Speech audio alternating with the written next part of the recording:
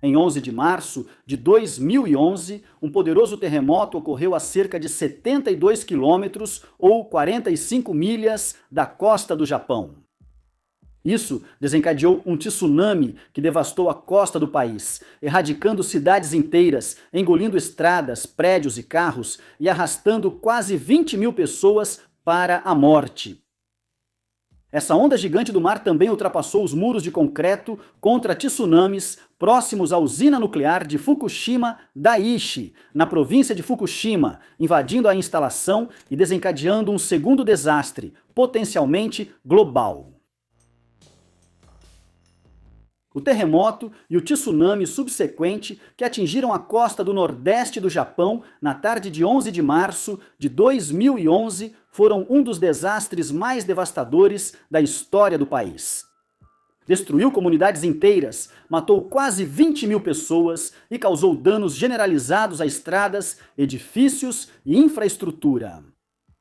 Como uma usina nuclear, Fukushima Daiichi estava, é claro, bem protegida.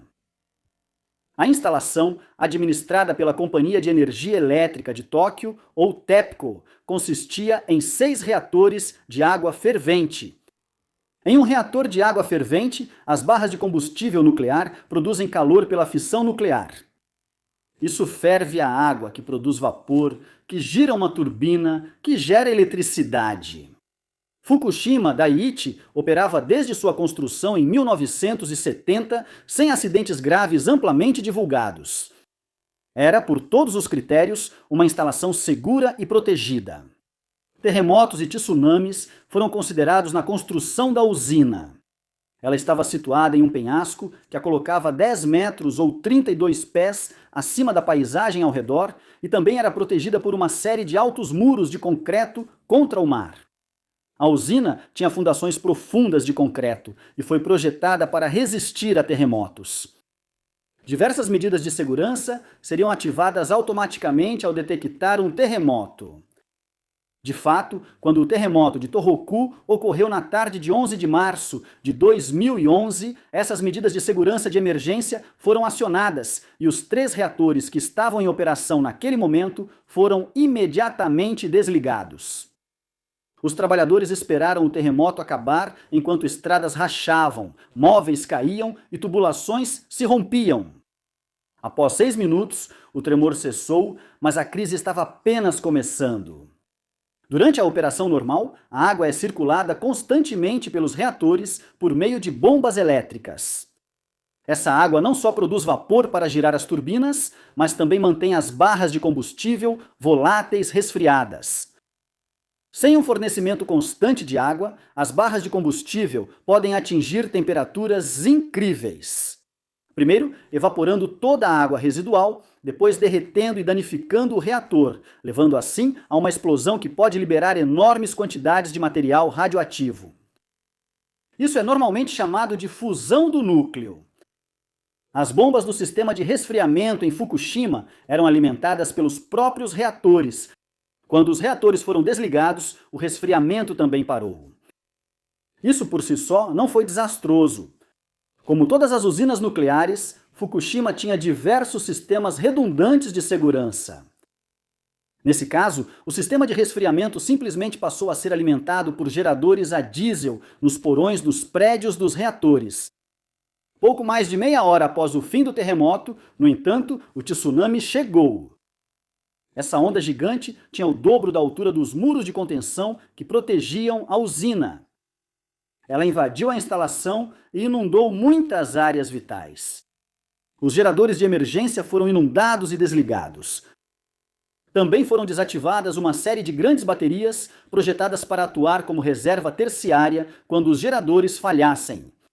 Isso deixou a usina completamente sem energia. Até instrumentos básicos na sala de controle falharam, deixando os trabalhadores incapazes de monitorar a situação.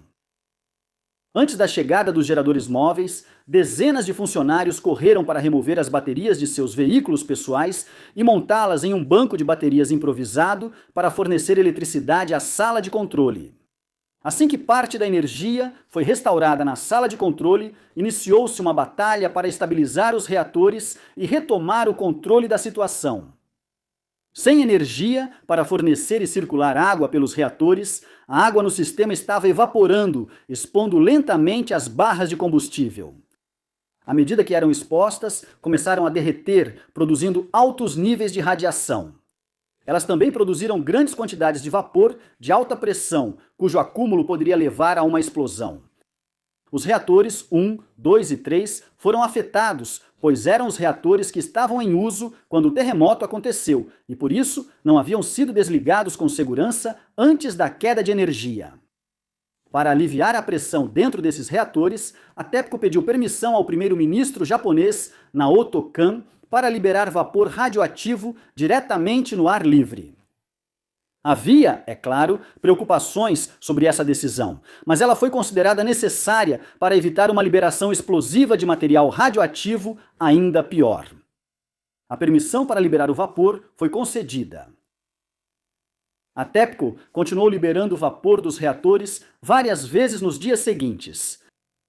No entanto, devido à falta de energia e aos danos causados pelo terremoto e pelo tsunami, eles não puderam fazer isso remotamente e tiveram que enviar equipes a pé para abrir manualmente as válvulas e liberar o vapor. Com o aumento da radiação, essa tarefa era extremamente perigosa e letal.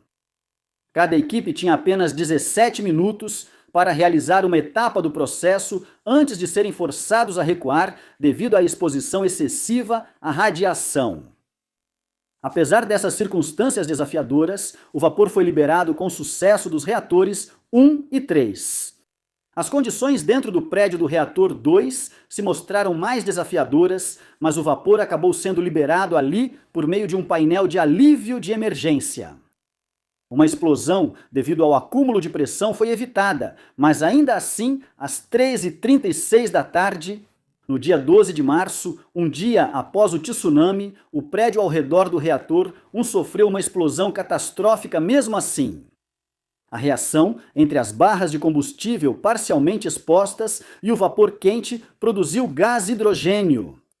Esse gás vazou do reator, se acumulou dentro da estrutura e depois foi inflamado por uma faísca. A explosão arrancou uma grande parte do telhado do prédio, deixando tanto o reator quanto as piscinas onde as barras de combustível usadas eram armazenadas expostos ao ar livre. Naquele momento, todos em um raio de 20 quilômetros ou 12 milhas da usina já tinham sido obrigados a evacuar.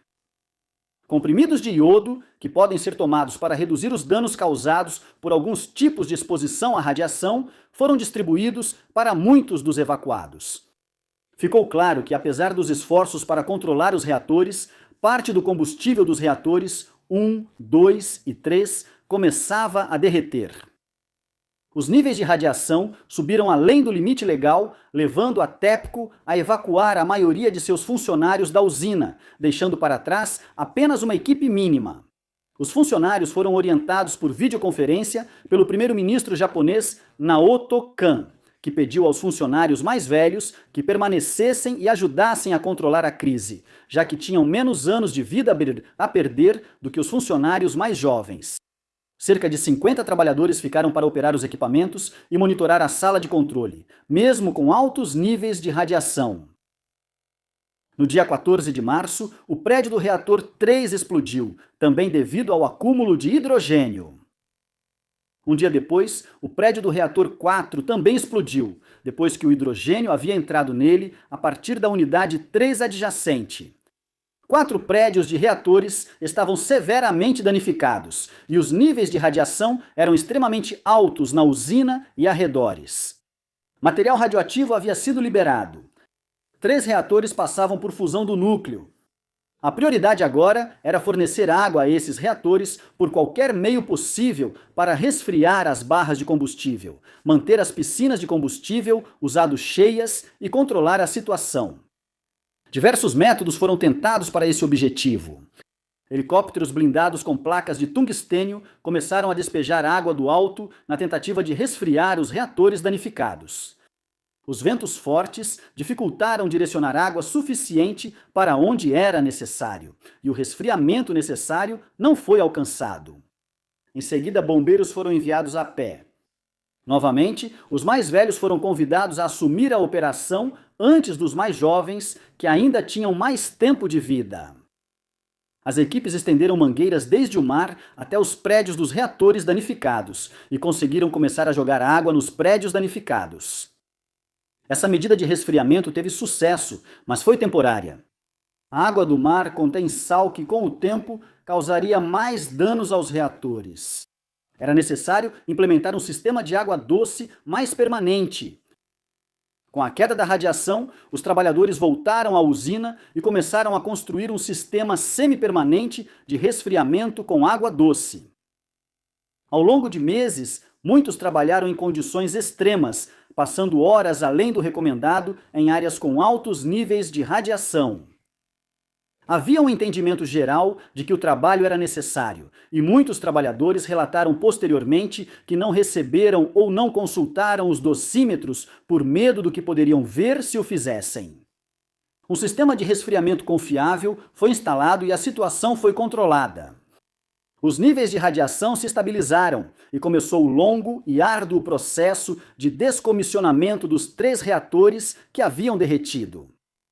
Após o desastre de Fukushima, o primeiro-ministro Naoto Kan foi forçado a renunciar após ser acusado de ter lidado de forma inadequada com o desastre. Pois, nos primeiros dias do desastre, ele minimizou a gravidade da situação para o público em geral. A TEPCO enfrentou multas enormes e custos altíssimos pelos danos causados, levando a empresa à beira da falência.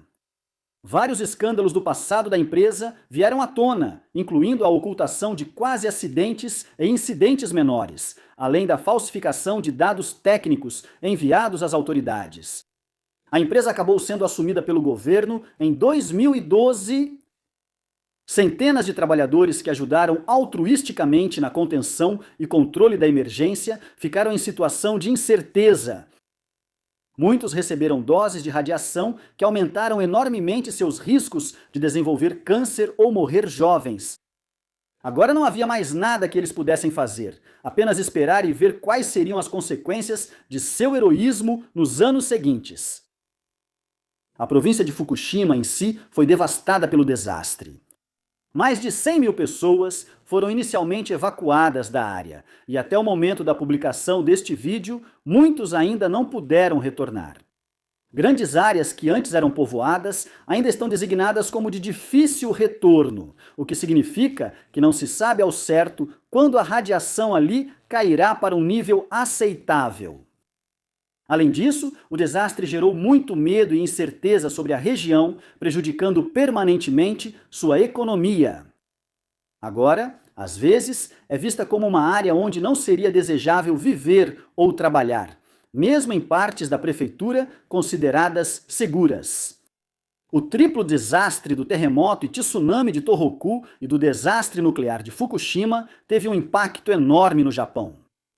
O custo da reconstrução foi estimado em cerca de 17 trilhões de ienes, e o custo para resolver as reivindicações de indenização contra o governo em 3 trilhões de ienes. O produto interno bruto do Japão caiu quase 4% no ano seguinte ao desastre. Usinas nucleares foram fechadas e os planos para novas usinas foram suspensos. Muitas famílias sofreram perdas terríveis e algumas nunca conseguiram voltar para o lugar que antes chamavam de lar. Lições foram aprendidas com o desastre. Os sistemas de alerta de tsunami foram aprimorados. O tsunami inédito de 2011 foi forte demais para o sistema calcular seu impacto com eficácia. Esses sistemas foram atualizados para evitar que isso ocorra de novo. Os abrigos foram movidos para terrenos mais altos e as defesas contra tsunamis em muitas áreas foram reconstruídas para suportar tanto os tsunamis anteriores quanto os maiores que possam atingir a região. O terremoto de Tohoku de 2011 e o tsunami que se seguiu, além da tripla fusão dos núcleos que veio depois, representam um dos capítulos mais sombrios da história recente do Japão. Mas, aos poucos, mas com firmeza, até mesmo as áreas mais afetadas estão sendo gradualmente reconstruídas, mais fortes e seguras do que eram antes.